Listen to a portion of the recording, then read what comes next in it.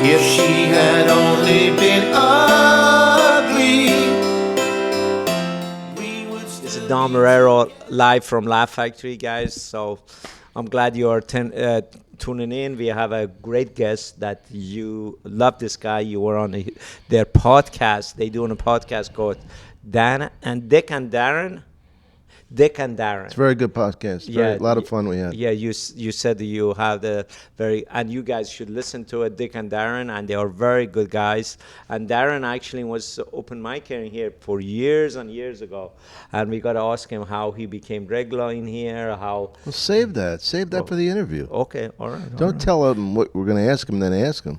All right, Darren? All right, gentlemen. How are you, brother? Good to see you. Gentlemen, this is great. Let's sit in the grill seat. We got to talk about Darren. Darren got how many years ago you came to the Laugh Factory? Let's see. The first time I came to Laugh Factory would have been in 1995. Well, if you want to say it, say it. Then I'll say it. 95. I'll There you go. say it. Good I wanted boy. to say it, then I said it. Thank you, Dom. I came in. At the time. Okay, I started my comedy in the San Francisco Bay Area. I did it for a couple of years. Yeah, I did it for a couple of years up there. And I was too scared to move to L.A. I was frozen with fear, as they say. And I lived in San Diego. And Did you do the Comedy Store there? yeah, I did the Comedy Store back then in La Jolla. Mm-hmm. And I would. I never knew you then, right? No, I didn't know you until I moved up here. Okay. And then what I would do is I wanted to get into Laugh Factory really bad. And do they still do it? Oh, yeah. What they do is they have an open mic. yeah. They torture people. They torture people. Well, at the time, I don't know how it is now, but at the time, they would take the first 20 people in line. 25 people. Okay, but I remember back then, I think it was 20. Yeah, it was 20. Okay. It was 20 in Yeah. that year. That's good. You guys have bumped it up to 5 more. That's Yes. good. And they would take the first 20 people, and I drove up from San Diego, and I got here at 2 in the afternoon thinking I could just, kind of see what the Laugh Factory looked like and go get a coffee. And when I got here, it was too late. There was already a bunch of people. Oh, yeah. Yeah, but luckily this one guy quit, and he goes, no, you can have my spot. So I was so lucky that I got a spot. So I Can I explain that they stand on the side of the building in the summertime getting heat strokes, passing out, ambulances coming. And this motherfucker, excuse me, Jamie, couldn't give a shit.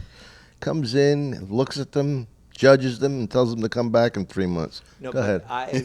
Let me explain something. Can I explain something? Yeah. I actually, if they want water, anything, they can knock the door. Is that give them true? Water. Yes, of course. You're a Of good course, man. we take You're care the of best. it. But the first time I was out of line. You were out of line. You were a little bit out. I You was out of always, line. I'm always used I'm on to the edge. beating me up on the show all the time. That's the reason you have me here always. So you need to somebody put under the cage, beat them up all the time. I know. I have never seen him have a bad set. Honestly. Oh. He always goes up with such good energy. Oh, me? Yeah, you. Oh, thank you. And I don't want to make the Sammy Maudlin Yeah. show, but you No. always get them because you're so likable on stage. Thank you. But, I mean, not only funny, but Yeah. the likability helps with the small crowds. It really does, But and that's what would happen. We would do the. I drive up from San Diego, and so I learned quickly. Okay, I got to get up super early. So it was funny because these comedians, especially now, they just want everything given to them. They're like, man, I've done it 2 times. How come I'm not on TV? Yeah, right. And you know how it is. And you don't want to Leave be. Orny Adams out of this. That's ridiculous. Love you, Orny. But So I remember driving up here, and I would literally drive through San Diego traffic, morning traffic, to get through LA traffic, through Orange County, through LA traffic, and I would get here at 10 in the morning so I can make sure I was one of the top 5 on the list, and I would just wait here all day, and you work on your act, and you realize, I don't know how it is now, but back then, out of the 20 people, there's probably only going to be 3 that are, Yeah. and the rest, who knows, And so what I would always pick number 19 because you could pick what spot you'd have. And I figured I'll let the first 18 go up and just kind of not be very good, let suck basically. And then I'll go up and kind of distance myself from them by, this is so underhanded. I'd go, hey, one more time, keep going for all the amateurs. Well, that concludes our open mic portion. And then I would just do my thing. And then I'd make sure I was number 19. That way some poor sucker would have to follo me. And usually it would work, and it I worked out never great. kneit was evil side of you. Hey, we're like crabs in a barrel. I'm going to climb my way up. Yeah. Well, I wasn't following guys like you, I was following guys like, guys that are out there. Did you ever notice how slow turtles are? What's up with turtles? Like, pick up the pace. Am I right? Yeah. I love that material that goes nowhere. Yeah. Like, only it's usually like really dirty. You know, it's like Yeah, it's yeah. like that, but times 10 of dirtiness. Like, how do turtles fuck? Yeah. Guys ever wonder about that? Which is the worst thing you can do when you're auditioning is be dirty. Yeah. Save it for when you're a regular. you know? Right. Yeah. So I did that, and I want to say like after the third time, Jamie saw me, and immediately, you know, he wanted to manage me, and he gave me advice, and I became, you know, a regular here, and just because you're a regular doesn't mean you're gonna like be here 7 nights a week. But I would get spots and work on my act, and it was great to be around top quality comedians, you know, such as yourself. I remember one night I was here, and Rodney Dangerfield came in and bumped me, and it was great to see him, and then I had to follow him, and that was very difficult. Hey, keep it going for the amateurs. Hey, all right. All right. Well, tit for tat, Rodney. That's what I used to do to people. But it was great. I remember, I'll never forget that night. There was probably, I don't know, like 25 people in the crowd, and it was at the end, and the MC was desperate, where he's like, guys, don't leave. We got just a few more comics. Don't go anywhere. And then more people would leave, and I was the last guy. And then all of a sudden, Rodney came in, and he was sitting right over there, and he came up on stage, and he had glasses and a notepad, and he did 9 minutes, and he would just kind of try out his jokes, kind of halfway, not the full show. All right, okay, all right, and he would do his thing. Okay, all right, you know, and try it out. And then That's a keeper. This one's going. yeah, that kind of thing. And I went up. And the MC goes, okay, our last guy, don't leave. And there's probably 17 people left. And at the time, I want to say there was a door back here. There was a door behind the stage. Anytime you want to say it, just say it. Okay, there was a door or a curtain or something like there were that. two. There were doors. It was a curtain. Okay, there was a curtain. Wasn't there a door here? It was something behind the stage. It was there. It was there? Oh. Yes. I remember thinking, okay, I got to get the audience quick, and you know what usually works, impression. So I grabbed the mic because I had to follow. I go, one more time, the great Rodney Dangerfield, and they were they were kind of tired, but they still gave him a clap. And I go, hey guys, you ever sing in the shower? And as you're singing, you're like, I feel like I'm that person. So I went in the door and I started doing a Michael Jackson impression, and I was like, hold me like the river Jordan, hee, and I will then say to thee, you are my friend. But the song went a lot longer. But they told me I sound like Michael. And I come out, but I look like Opie, and everyone was gone. Everyone, yeah. So I learned a valuable lesson. Don't ever sing Michael Jackson. Don't close your eyes when you sing Michael Jackson. Yeah. Don't hide behind a curtain or a door when the crowd wants to leave. 'Cause they're like, good, here's our chance. Let's go. Come on, Maria. Let's get the heck out of here. Yeah. At least he didn't tell turtle fucking jokes. Yeah. That's funny. I don't know. Don't you hate that? But as a comic, like you don't want that premise of begging the audience to stay. You know. That's horrible. It's so difficult because the irony, the twist of this business is in the comedy clubs, the best guys get the easiest spots. Yeah. Yeah. So the guys that are not as good have the shit spots at the end of the night. Yeah. And it's tougher, you know. It's tough. It's not your fault. They have to go home. Right. The only thing that always bothered me was when comedians came into, like, say, a half-empty room in the middle of the night where you're supposed to have a good crowd, and they blamed the crowd. They got angry at the crowd. Yeah. Like, what the fuck did the crowd do? It's not like they called up people and go, listen, I know you're taking a busload of people down the Laugh Factory, and don't do it. We want to see how good these guys are with 20 people. You know, be nice. They're the ones you should be nice to. They came. Yeah. You know? And that's why, you know, Jamie gave me some great advice. You were there, actually, in the lobby. It was probably 2 years ago. This thing that I used to do is, and I would sort of avoid eye contact until a certain point in my set. I don't know why I would do that, but I would do it. And I would kind of pretend that there was more people in the audience than there was. Like there's a balcony, so I'd pretend that I'm playing to the people in the balcony. So I don't know why I would do that, just so that people down here would be like, wow, this guy plays to, you know, all of us. But he's used to arenas. Exactly. I'm like, yeah. He must be so cooped up here. Hey, Dom, do you ever play in front of arenas? Or I remember you did our podcast. Oh, my God, that killed me. I go, Dom, do you like to do arenas? And he goes, no, I'm too pretty, you know, unless there's a magnifying glass, you know, so they can get a close-up. Said that, really? Yeah. You go, unless they God, that was funny back then. What was that, 2 months ago? Yeah, 2 months. Dick and Darren podcast. It's on iTunes. It's one of our most downloaded ones. People love you, man. You were thanks. great. It was great. But yeah, I was saying, like, so I go to the lobby, and Jamie goes, can I reveal what you told me? Yeah, absolutely. Okay. Jamie goes, I was 11 and the girl got me a boner. No. Call back. Call back. Call back. No. Jamie goes, we go to the lobby, and Jamie goes, Darren, can I tell you something? it's going to change your act, make you better. You're good, but it's going to make you great. And I was like, You should be funnier, Dad. You're funny now. Maybe you should be a little He goes, more and he goes, talented. he goes, a lot of times, it's always funny when someone gives you advice because you want to hear it, but then it's almost like someone has a rubber band and it's going to snap. Like, all right, give it to me. What do I need to do? But it's just it's just a person's opinion, but still you're like, I think that's when a person becomes a better performer when they're willing to set aside their ego and say, what is it this, especially someone like Jamie who sees a bunch of comics, has been around the industry. What can you tell me, So Jamie said, he goes, I watch, a lot of times I'm watching you guys, you don't even know I'm here, and I see things, and he told me this, he goes, it's not just you, it made me feel good, I guess. He goes, a lot of comedians, I see one little thing I could tell them, and it could change their act tremendously. And the thing that Jamie told me is he said, you need to connect more with the audience, like visually, like look at them in the eye, and it was funny. I don't know if you remember this, but you were sort of, you were like, no, Darren looks in the eye, but I do, but I at the same time, Jamie, once he said that, man, I'm telling you, it seems like my CD sales went better. I got more followers, it just seems like I did like 25% better. I would say, because and I would look at them in the eye. Don't look me in the eye. It makes me nervous. I would look them in the eye. It unnerves me. I got something about that later. I looked this up on the internet about eye contact. But I look at people in the eye because Don, what I would do is I would, hey, what about that? You want to go to that gay pride parade later? Why does it always have to be that? Can't we just have pride? Plain pride? Yeah. Sidetrack. No. I used to look people in the eye only when I was actually speaking to them. Like I would do like, here's my act. I'm just going to kind of look at your forehead. I'm not going to look you in the eye. And then when I would actually talk to them, like, hey, what do you do for a living? Or where are you from? Then I'd look at in the eye. But now I look at them in the eye even when You're I'm just actually known as the he'll look you in the eye comedian. Is he like T-shirts. Yeah. I'll look you in your eye. I ain't scared. Culottes. Yeah. Even if you got a wandering eye, I'll walk off the stage and I'll catch that Like son a of a cow. bitch. I tell you that. Did I tell you this in this show about Jackie Mason? His introduction for me. No, go ahead. I No. love this.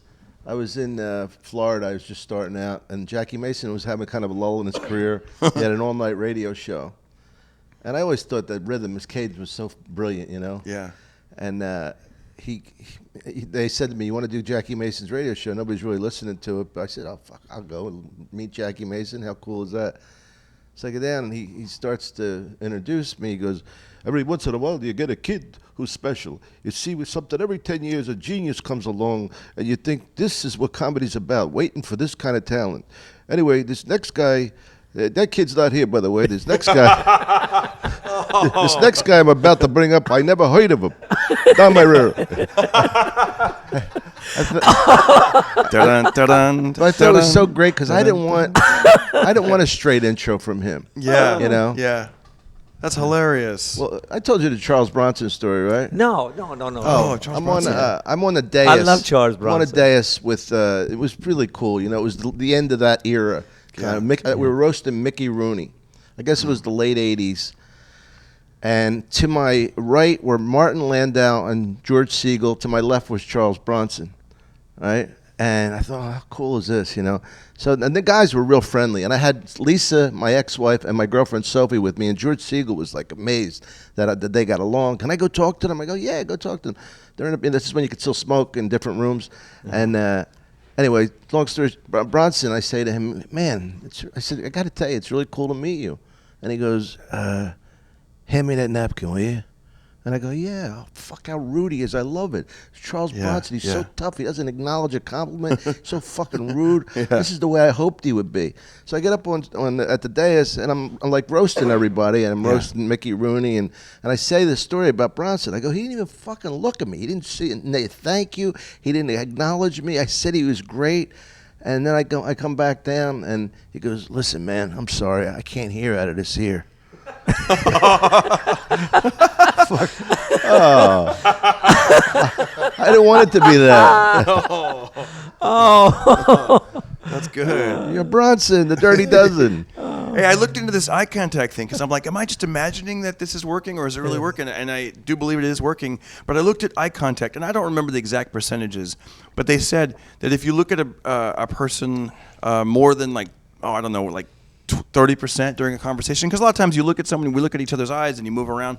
They said it, especially when it's like male to male, if it's too long, like whatever that is, like 70%, it's either they think that you're like gay for them. Well, there is a gay beat. Yeah, a gay beat. Yeah. Like, look, Yeah. all right. Yeah. Look, here. Okay. All right, look at me, right? Okay. All right, here's the gay beat, right? Okay.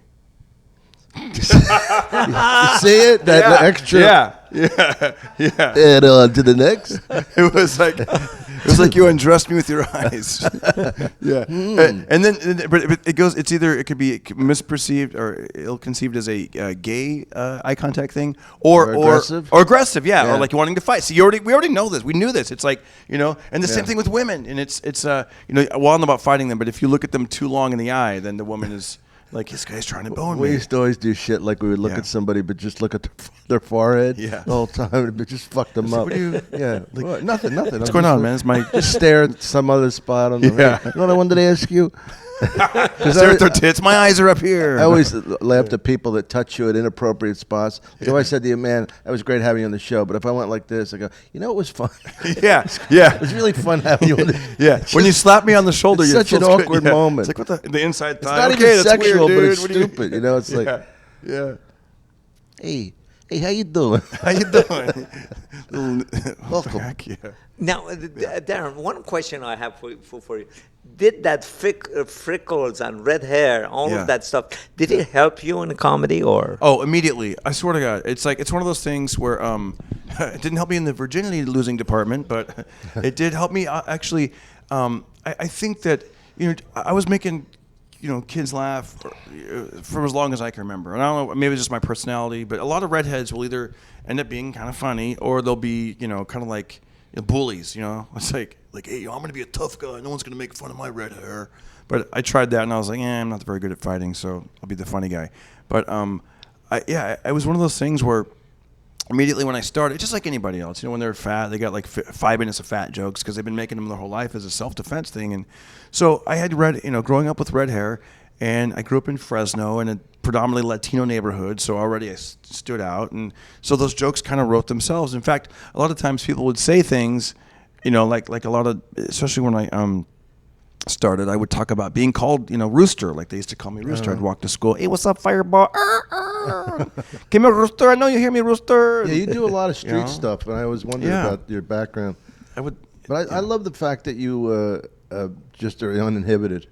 Yeah. I love the silliness because Thank to me you. that makes me laugh. Like the comedians are so uptight and all in here. Yeah. It's just Yeah, I like to get silly and just that's the most freeing thing a comedian can do is when Yeah. they can be what they it wasn't themselves at their funniest. Did you ever have that? Remember, I don't know about you, but like when I started, when a lot of comedians start, it's kind of it sucks when your friends tell you, "Man, you're so funny off stage." oh yeah. And you're like, because you're. It always kills Yeah. me when somebody goes, "Boy, you're nothing like you were on stage." I go, "Yeah, well, we're in a restaurant. I get Yeah. fucking punched in the mouth. Yeah. if I was like I was on stage." Yeah, But you Yeah. make people laugh like a genuine laugh, whereas especially as a comedian watching, like Yeah. I can laugh at you sitting upstairs, but some guys you go, this is the danger of like that kind of intellectual comedy. You go, man, that's really funny, but you're not laughing. right. That's right. clever, funny. Yeah, you're like, Yeah, that was good. good. I I like wish that I had written clever that. wordplay. I know it is, yeah. But I think when you just have those funny moments where this is just funny. This is just, a lot of times when it's spontaneity with the audience or something just hits you, Well, I just like the idea that you can say stuff. Here, I'm talking to an 18-year-old Yeah, UCLA yeah. student, and I'm older than her. I don't know if Right. you could tell by looking at me, but and then you say stuff, whether it's vulgar, whether it's this, but just the way you get it, that's how you approach it. You got to have likability. Yeah. But it's amazing. And I was in Galway last week, and the drinking age there is 18. We know what that means. 15-year-olds have fake Oh, yeah, IDs. yeah. So they're really young. And to see these like young Irish girls cry and laughing, I'm thinking, how amazing is this is comedy. That's that cool. it translates like that. Yeah. That's funny. Isn't it funny when younger people are really? It's weird. Like the older we get, we're like, wow, these people are really like. Some of my references I'll make, I'm like, it's starting to happen. Where I know. like think about it. Like I was thinking about this the other day. I went to a. I thought about it when I said Charles Bronson. Yeah. Could people know about Charles Bronson? Do they- But a lot of But a lot of kids Yeah. wouldn't know him. No, but a lot of comedian actually, they're older comedian. They come on the stage because their reference and they're Richard older. Lewis, yeah. Yeah, but they don't relate to them. But some of the people, they are, over around 50 years old, 45, 50 years old, but still they cross over to young people. Yeah. Like you have Dane Cook audience, you have Dave Chappelle audience, you have all of the young audience. Everyone You with a D, kill- yeah. You Everyone go with a after D. them. DC, Darren Carter, Dave Chappelle, Dane Cook. The DC is a comedy. Yeah, but you see all of them going on, but you go right after them. Yeah. You kill more on them because you cross over. That's a great thing. I about had a young girl in Rutgers, in New Brunswick, New Jersey, a Rutgers student, and beautiful Asian girl. You know, you got that little bit of the Absolutely. yellow fever, Jamie. Be and nice. She's really gorgeous, and she wanted to meet me afterwards. And I said, "How old are you?" She goes, 19. I said, "Did you know who you were coming to see?" She goes, "Listen, man, funny's funny."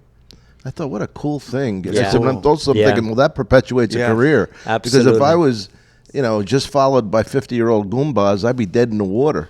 Yeah. As much as it's fun to have an Italian audience, but you couldn't live on just that. I was thinking about this the other day. I did this room in Hollywood, and the crowd was really young. Like a lot of them were in their 20s, like early 20s.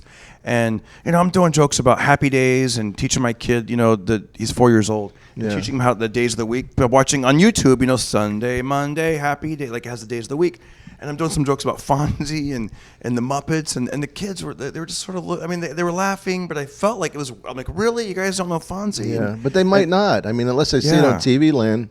Right, and that's what got me thinking. I'm like, wow, if someone's 21, they were probably born in in their early. They were probably born like in 92, 93, somewhere in there. Some They of them might are- not have formed memories until after 9/11. Some of them were born during George Bush's first term. Yeah. George Bush Jr. Think about the age. Yeah, thing. it's That'd be wild. God, that's right. 17, 18, whatever. 18 years old, yeah. Yeah. But the thing is, it really excites me about a lot of comedians to be able to cross over. That's for me is more exciting. Yeah. It's not too many comedians they can do that. Rodney Dangerfield was one of them. For example, Richard Pryor was one of them. But you saw some of the greatest comedian, a lot of greatest comedian today, and you see them, they are really funny, but they don't cross over. The young people, they get up and it is likability. Something is, chemistry is not there. Chemistry is not there for them. What's just great about this room? It's like you get everybody from local LA people to tourists, and so you'll see old, young, white, black, Latino, Asian, It's Armenians. amazing, isn't it? Yeah. It's like a Yeah. tapestry Yeah. of the human race. Right. I look from this stage, and one thing about this room is you could see everybody to the middle of the room. Yeah. So it's a lot of people, and it is incredible. I mean, the idea of like the Middle Easterners. I mean, we have Palestinians and Jews here, and I don't want to get sappy, but it's a shame the world can't get along like the audience does, and they're all laughing together, and they're all laughing at the same beats, and here it just shows you that people are people. I know it's redundant, but it's like, and then we have all this bullshit once we get outside these doors. Yeah, because comedy bring people together, make them relate to each other. That's always the weirdest thing to me when I see people leaving a comedy club after laughing for 2 hours, and then every now and then you'll see people fighting out front. Oh yeah, fuck! Where's the fucking car? Yeah, and you're just like, damn, like how miserable are you? That mood really helped. Well, I mean, some of them they maybe they have a couple of extra drinks and all of that. I mean, I don't think people they get out of the comedy club just go out there, let's go fight. No, I haven't seen that. I mean, I've been in business 32 years. I haven't seen that happening. Isn't that a great compliment when people tell you that their face hurts and their cheek and their stomach hurts and Yeah, I couldn't breathe. I know. We want to kill them in a good way. Yeah. I always I say to a couple, it's interesting you came out here tonight because you couldn't make each other laugh. Let's face it. You need a professional. Let's say you're so bored with each other. Yeah. One time I did a show in Wildwood, New Jersey, and it was a hurricane, right? It was literally hurricane force winds, like 75 miles an hour, but still. Wow. And there was only one bridge left that was open, And I go into the place, and that's where I'm from, Wildwood, Philly, Jersey, that kind of. It was packed. I thought it was going to be empty. I was ready to say to the owner, "Listen, whatever it is, it is. The money's off. It's a force majeure. Yeah. Don't worry about it." Excuse me, my Latin. And it was packed. And I said, "How badly did you need a fucking laugh to come out in a hurricane? What are you doing?" "I'm going out to see comedy." "But babe, it's a hurricane." "I don't care. I can't sit with you anymore." I had it. A lot of depression, people like that. Yeah. Like the other night, this was one of the moment I was sitting back there. I was watching Dom was on the stage, and it was a couple of people. They were sitting in front of me, and they were watching it. One of the guy, he was older guy. He kept on laughing. I don't know if you remember, the big voice was coming out. Oh, the guy that was laughing at me, that time. Yeah. No. He was. You remember the laughing. guy? Yeah. You remember that? The The guy guy. was laughing really loud. Oh, the loud laugher. Yeah, no, it was No, I don't the remember. way he was doing. And I saw, and the woman, she kept on holding on to him because he was going to have a heart attack. Right. And I said, what a great idea would be if this guy have a heart attack in the club. And a killer Dom comedian. Comedian killed Yeah. the guy, because of his laughter. And then afterwards, we went in the lobby. I saw him. I said, "You had a great laugh, man. You should come back to And have some cheese sticks. I'm not coming back. here's a stint for your I thought you were chest. gonna say- I thought you were gonna say, he passed out. Listen, can we drag him back in the club? No. And I told, it was very, very interesting. And Yeah. I'm talking to him, and I said, "Well, you were a really great laugher. If you want to come in, let me know. I'd love to have you come back in here. I love your laugh." He said, "Well, I think I could do stand-up comedy." I said, Oh, boy, here "What we go. makes you to think you're going to do stand?" He said, "You saw that guy up there, Dom. You were. Oh, shit. Because you were in here again." Yeah. This is for many time I get this feeling from audience. They see you guys on the stage. You make it look so easy and so funny, and Yeah. they say, "I can do it." And the guy, I said, "Okay, cool, go ahead, tell me a joke." He couldn't even tell me a joke. Yeah. And because of he watched you, you made it. I said, "That's what you want to say Yeah. on the stage." Like one night, I don't know if I told you about Bob Hope. You remember Bob Hope's story? I remember you talking that he was in here. Yeah, Bob cool. Hope. Really? Bob, Wow. Bob Hope called me one time, and he said, It's a "Jamie." sentence I've never said. One time Bob Hope called me, and I had Ben Crosby on the other line. And I No. said, can you guys text me? Be nice. Yeah, Be it was a Saturday night, and he said he have a friend Marvin. He want to come in on the stage, and his dream is go to Laugh Factory on the stage. I told you the yeah, story. yeah. And he did I ever tell you? The I don't know the story, no. No. And I said, "Well, Mr. Hope, it's Saturday night, and my friend was standing next to me." He says, "Mr. Bob Hope, let him come." I said, "Okay, come on in." So he comes in with the car, the driver, they bring him in, and this guy's coming in, and I said, "Have you been on the stage?" "Don't worry about it. I've been in a party. I seen Bob doing it. I could do better job." Oh, wow. I said, "Well, okay, all right." And I remember, I think Fraser was on the stage, if I'm not mistaken. I said, "Fraser, next guy bring so and so on." He said, "Okay." And Marvin, I said, "Marvin, you're next." And Saturday night, the room is packed. And all of a sudden, the guy, I said, "Marvin, you ready?" I said, and Bob Hope, he said, "Good luck." And he started walking, and he got by the stage, and he started slowing down. He got on the stage. He hold on to the mic, and his face like that, and he couldn't say one word. And he kept on staring at the people, and he couldn't say one word. And I went to That Bob. man today is Mr. Marceau Marceau. The biggest mime in history. That's right. It shows you, doesn't it? Anyway, I went to Bob. I said, "Bob, this is part of his act. What's going on?" And Bobby was eating chocolate. He couldn't care less. And Yeah. he was standing up there. And the guy was with Bob. He said, "Well, it's going to be okay. Let him be." After about 90 seconds being on the stage, you don't hear anything. It's really pretty bad. And it was scary. And after 90 seconds, and he had this golf pants, like a tacky pants. You could see he start peeing in Oh, his pants jeez. on the Oh, stage. boy. The story's taking a turn. Wow. And Jeez, you- this stage and fright me, story. And you remember the Larry Wood, the Brother Wood? Yeah. Me and Brother Wood, we have to come in from in the stage, carry him off the stage because he would froze on the stage. And that shows how much the stand-up comedy is not easiest thing in the world. People, you guys make it look easy. Well, it's very not that talented. easy. Let me see your mime wall again. I think you might be. Mime doing- wall, okay. Sorry, audio listeners. This is only for the visual people. No, we taping it too. Here's a rope. This is a rope. He's climbing up See, at now the I do rope. a different wall. Mine splashes How does your wall go? like this. You see the difference? Oh, yeah. You're coming in like that. I'm coming in like that. You see? I'm describing and what's happening. They doing a mime, go and walk up the wall and the. Coming up, you're like cutting through the wall. I'm cutting. You're right. I gotta go like See, this is like that. And then you go like this so to give the illusion. That's a good lesson for you, Darren. That's a good lesson. That's a good lesson for you. I like it. Tell us the. You first punks joke. come into comedy, you don't mime the wall right. That's right.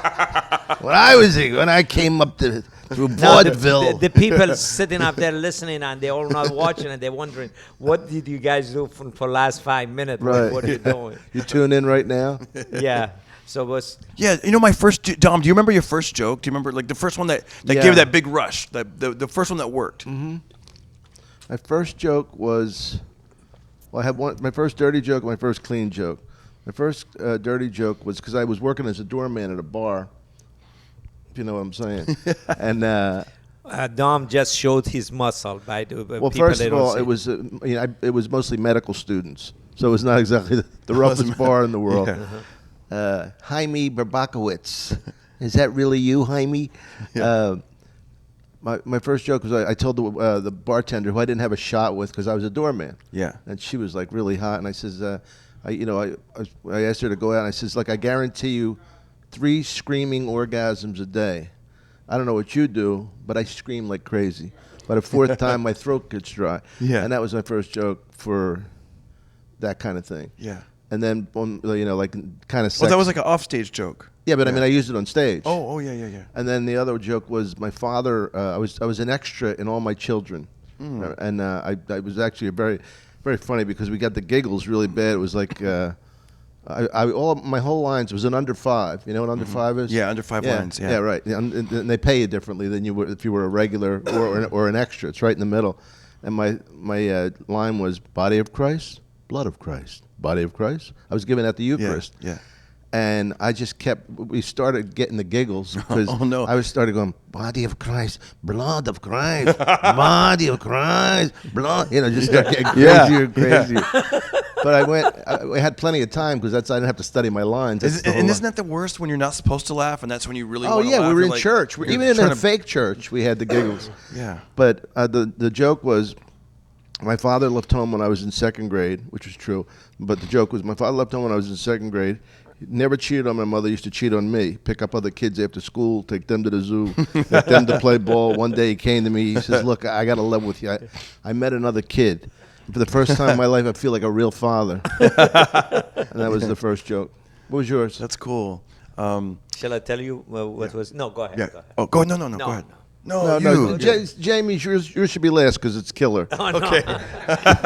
Not my joke. Middle. That wasn't my joke. His joke. Oh, go ahead. His first joke he ever said in here. At the Laugh he came Factory. to open one. But Yeah. let him say he said better than I do. Okay, Because my okay. timing is off. Okay, that'll be interesting because the joke that I'm going to tell you, it probably wasn't this joke. The first time that I got that big laugh, okay, like I said, my hometown, Fresno, California, and there was a comedy competition at Fresno State in this bar on campus. It was called The Bucket, and and it was full of just 21-year-old drunk kids, like drunk off their ass, and my opening joke was a parody of a beer commercial, and so the thing goes, I get on stage and I go, do you like to drink beer? I mean, and I'm waiting for this big punchline at the end. But when I go, do you like to drink beer? These kids, there's like, yeah.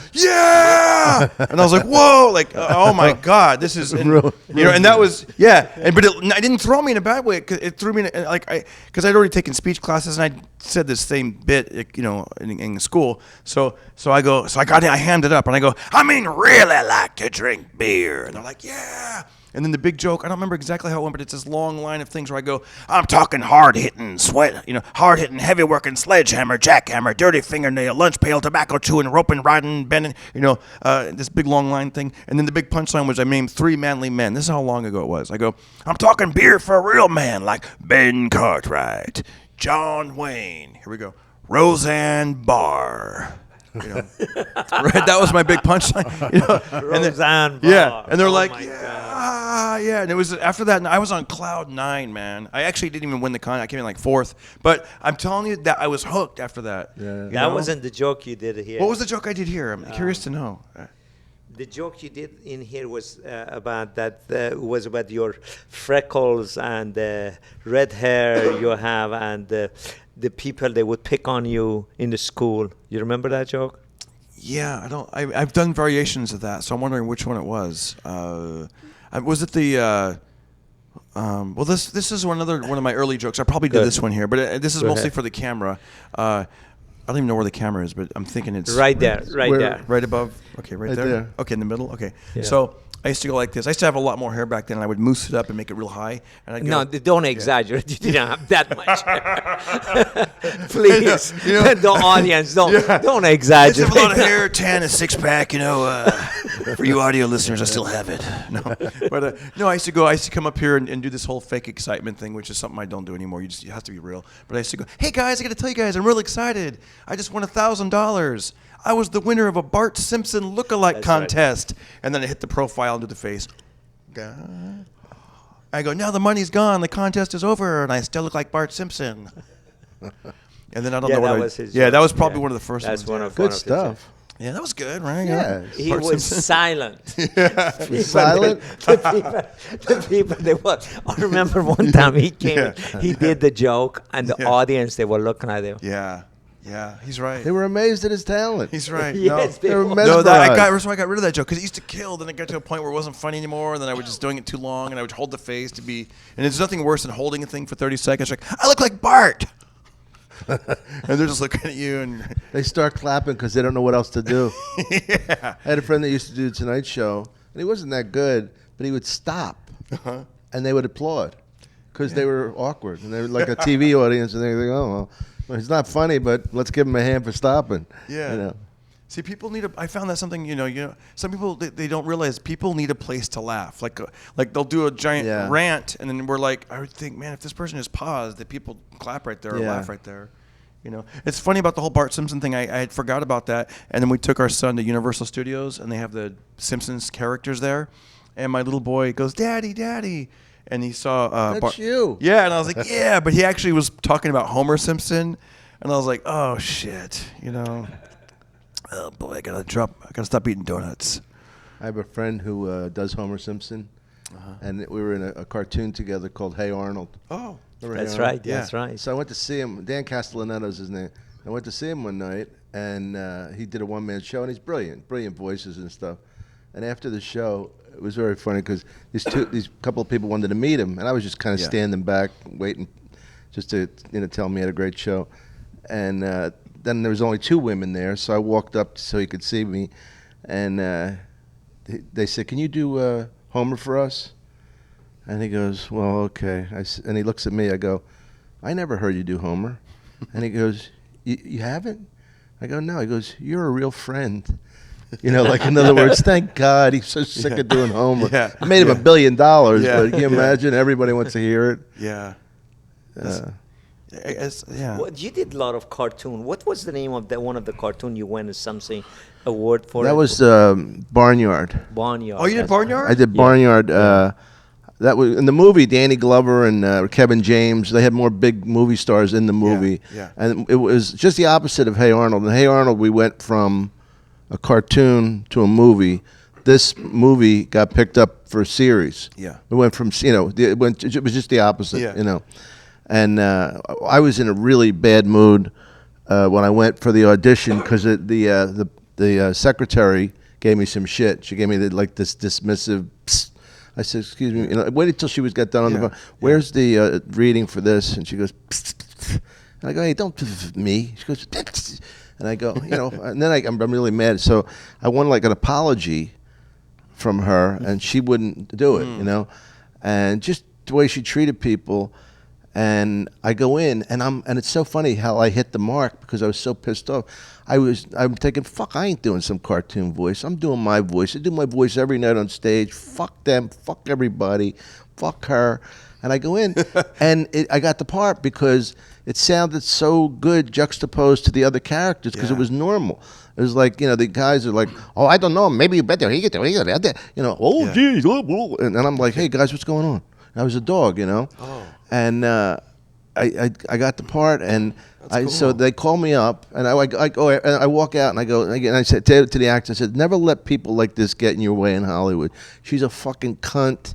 And she, people like her, they're bullies. Nobody should be treated like that. And this whole thing. So I get a call. They go, listen, the woman that you cursed at, that's the owner's girlfriend. Ooh. The owner of the so you have to apologize to her. I said, well, it's not going to happen, because I'm not sorry for what I said, and I'm glad what I said. And they said, well, we're going to have to let you go. I said, oh. You mean I'm not going to have a voiceover agent? Oh. Yeah. Anyway, I end up getting the part. Wow, they still submitted your audition.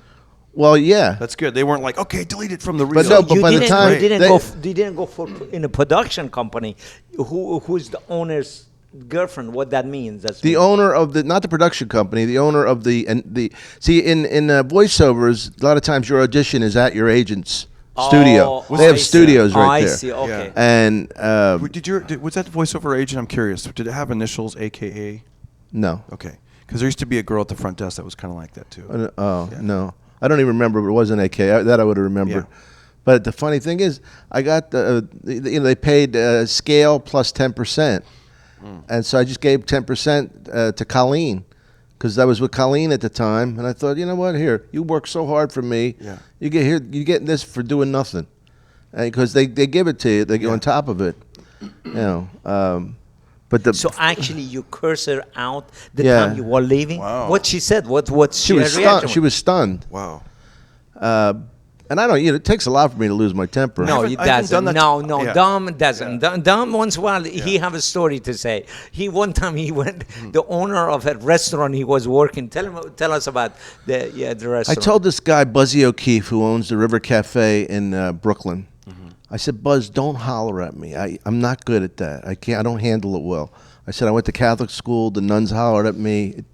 I said, if you want to fire me, we're still friends. Oh, you worked for him? Yeah, I was parking cars. Oh, yeah. All right. So you want to fire me? We were, so anyway, he would get in these moods, and he hollers at me one time, and he was telling me about these chairs he got from Paris. They were really expensive, and how much he loved them and all. And so I'm running out for cars, and I see one of the chairs, and I grab it. I throw it in the East River. And then I'm still pissed. Yeah. What? So then I'm still pissed off. I throw another one in the river. But what I didn't realize was that it was low tide. So I come back, I'm running, and I see the chairs facing each other, like it's two ghosts playing pinochle. Right? And then finally they got washed away, and he never knew what happened to them. Yeah. But then he did it again, and I talked to him, and I tried to explain to him, just fire me. I know I'm not the greatest worker. But, anyway, so he did it again. So he throws his keys at me like I'm a dog. He goes, start. Maybe he heard your voice and he loved your voice. No, that's a long time before that. Okay. That was pre-cartoon. This guy sounds like, but I grabbed the keys. He throws the keys at me and he goes, start my car. I go, he goes, warm up my car. And he had a brand new silver stretch BMW, beautiful car. Yeah. And this was like in 1980. Is when I just started doing stand-up. And, I get in the car, I lock it, and I just fucking floor it. I just floor it, and you can't imagine an incredible engine like that. What it's like, woo, woo, and the car's bucking and shit, and he's banging on the window, and I'm just sitting there like this. You're just sitting still doing this. I'm sitting there. The car's in park, and it's fucking floored. like I'm trying to explode the engine. I finally turn it off, and he goes, "What the fuck are you doing?" I said, "You told me to warm up the car." He goes, "Are you out of your fucking mind?" I said, "Did I tell you not to holler at me?" And he says, "You're fired." I go, "No shit, I'm fired." And then he goes, I said, "Buzz, come on." I said, "Fucking hit, come on." I said, "You got millions of dollars. I got nothing. I got nothing to lose. Come on." Yeah. And then he just and that was the end of it. So you Couple were years- going to fight him actually? I would have fought him, yeah, but You actually invite him to fight? yeah, I don't give You a fuck. invited him. I mean, I could, like I was much better shape then. I could fight.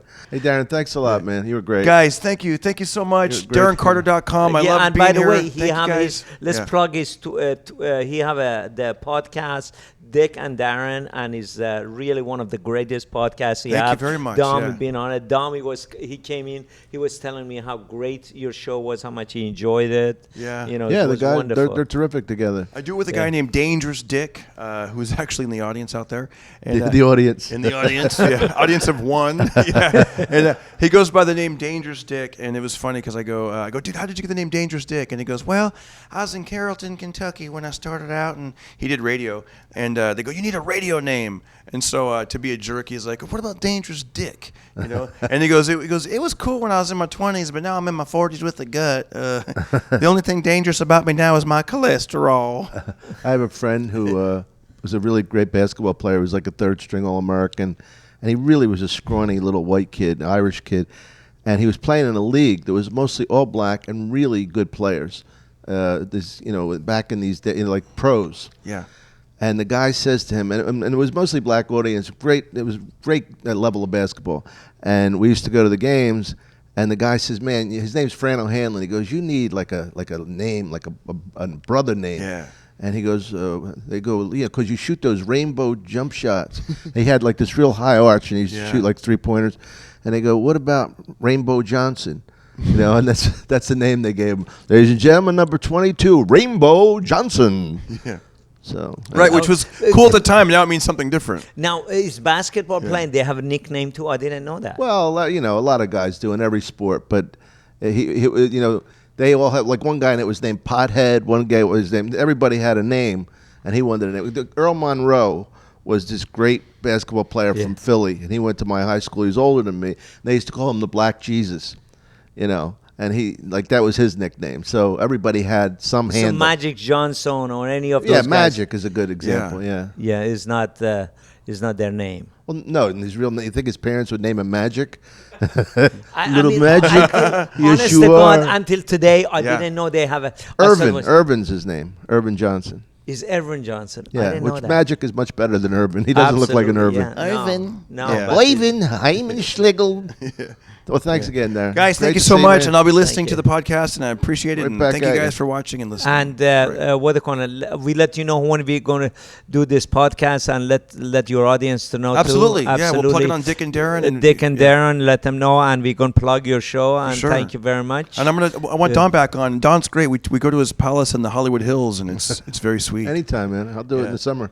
We'll do it, guys. Thank you so much. Thank See you. ya. Take care, Dan. Bye. Thank you man. very much. If she had only been ugly,